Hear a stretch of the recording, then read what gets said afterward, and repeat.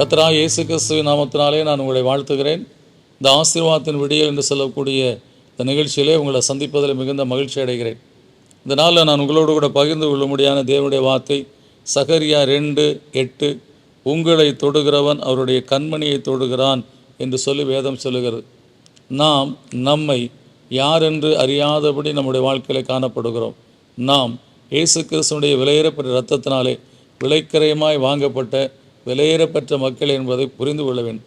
ஒருவேளை உலக வாழ்க்கையை வைத்து உங்கள் வாழ்க்கையை நீங்கள் தீர்மானிக்காதீர்கள். நீங்கள் இயேசுவின் இரத்தத்தினாலே விலைக்கரையமாய் வாங்கப்பட்டிருக்கிற நீங்கள் அவருடைய கண்மணிக்கு சமானமானவர்கள். எனவே நாம் அவருடைய கண்ணின் மணியைப் போல இருக்கக்கூடிய பிள்ளைகள். அவர் நம்மை வைத்திருக்கிற நிலை, நம்மை வைத்திருக்கிற மேன்மை என்று சொல்லக்கூடிய காணி எப்படிப்பட்டது என்று சொன்னால், கண்ணின் மணியைப் போல வைத்திருக்கிற தேவன். அப்படிப்பட்ட தேவனுடைய பிள்ளைகளாய் நாம் இருக்கிறோம்.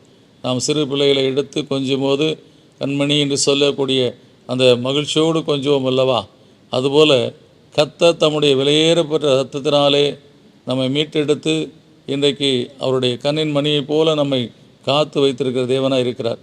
எனவே நீங்கள் உங்களையே அற்பமாக எண்ணாதபடி நீங்கள் கர்த்தருடைய சமூகத்தில் நான் விலையேறப்பெற்ற இயேசு கிறிஸ்து இரத்தத்தினாலே விலைக்கரையமாய் வாங்கப்பட்டவன் என்று சொல்லி உங்களுக்குள்ளே ஒரு மகிழ்ச்சியும் சந்தோஷத்தையும் உங்களுக்குள்ளே ஒரு மேன்மையான ஒரு எண்ணத்தையும் எப்பொழுது வைத்து வாழக்கூடிய மக்களாய் காணப்படுங்க.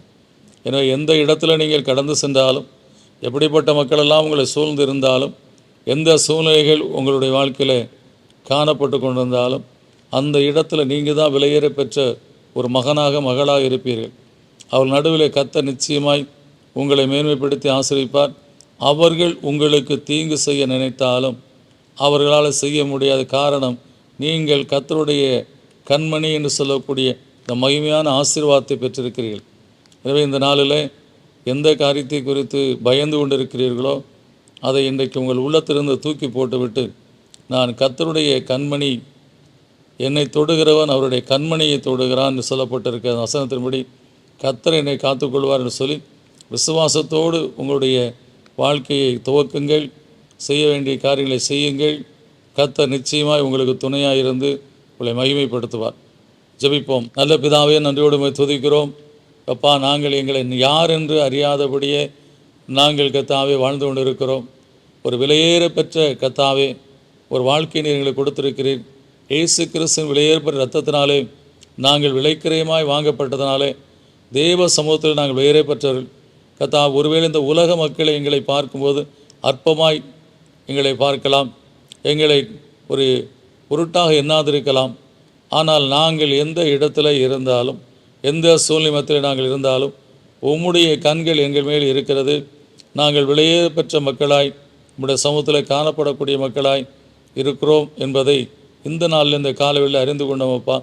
எனவே நாங்கள் தாவீதை போல கர்த்தாவே, கர்த்தராலே ஒரு சேனைக்குள்ளே பாய்வேன், அவராலே நான் மதலை தாண்டுவேன் என்று சொல்லக்கூடிய அந்த பலத்தோடு கூட இந்த நாளில் கர்த்தாவுடைய பிள்ளைகள் தாங்கள் செல்லுகிற காரியத்துக்கும் செய்கிற காரியத்துக்கும் துணையாக இருந்து அவர்களுக்கு ஜெயத்தை கொடுத்து ஆசீர்வதியும் பிதாவே.